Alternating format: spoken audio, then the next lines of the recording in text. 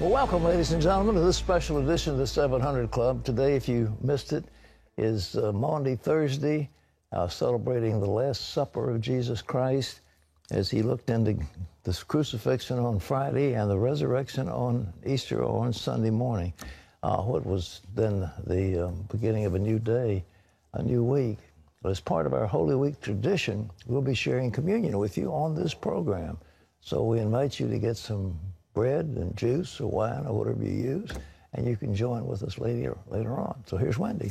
Also coming up, we'll take an unforgettable look at the last few hours of Jesus' life through the eyes of the late sculptor Gil Amelio.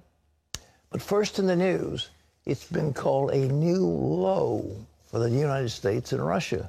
Tensions are escalating as President Putin refuses to back down on his support for Syria, even after a day of diplomatic talks in Moscow. Here's Dale Hurd. Right now, we're not getting along with Russia at all. It wasn't supposed to be like this. U.S.-Russia relations were supposed to improve under the Trump administration.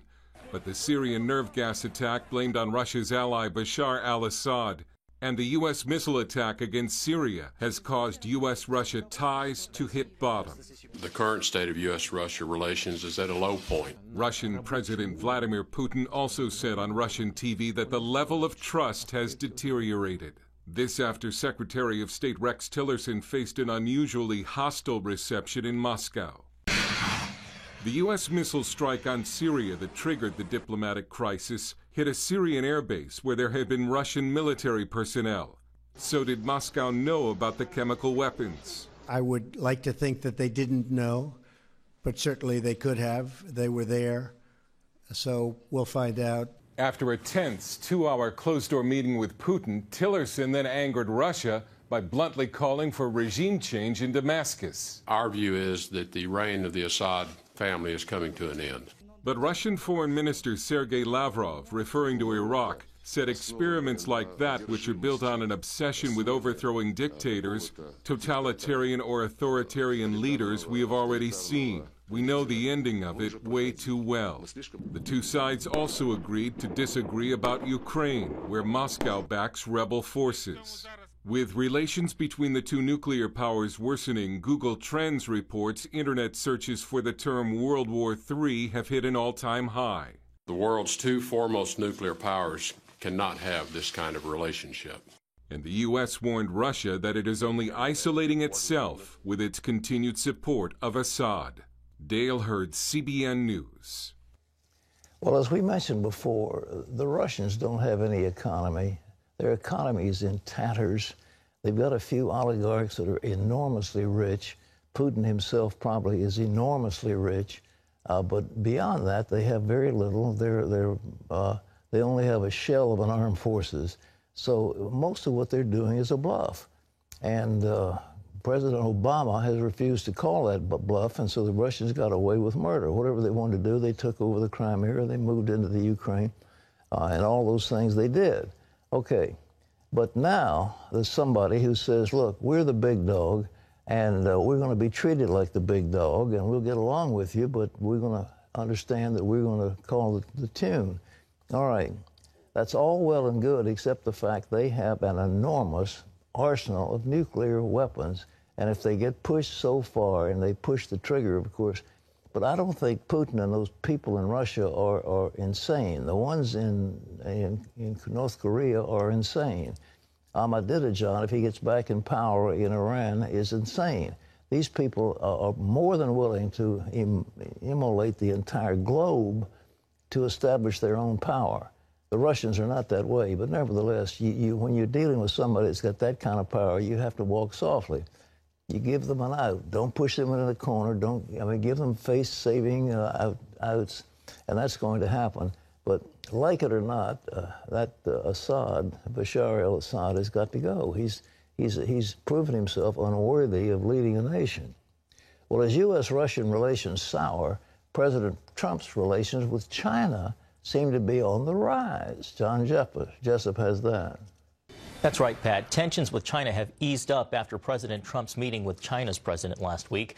During the campaign, Trump was pretty tough on China, but now he says the U.S. will not label China as a currency manipulator.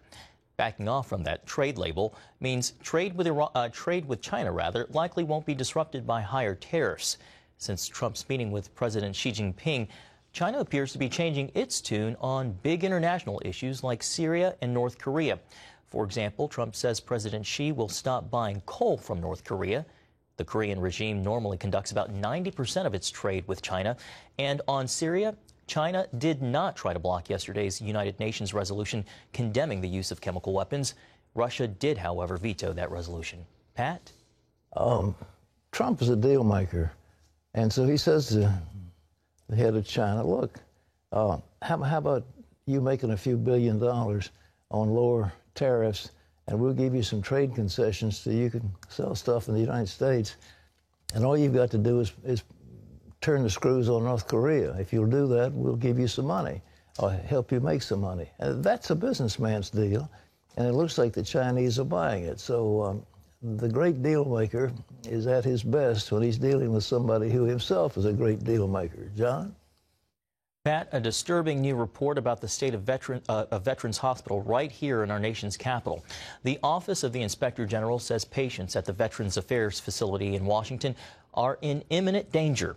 Investigators say hospital staff were ill-equipped to perform operations. They also found 18 of the 25 sterile storage areas were dirty. And in the last 3 years, 194 reports documented that patient safety has been compromised. The VA has taken action, though, Pat. The facility's director has been reassigned.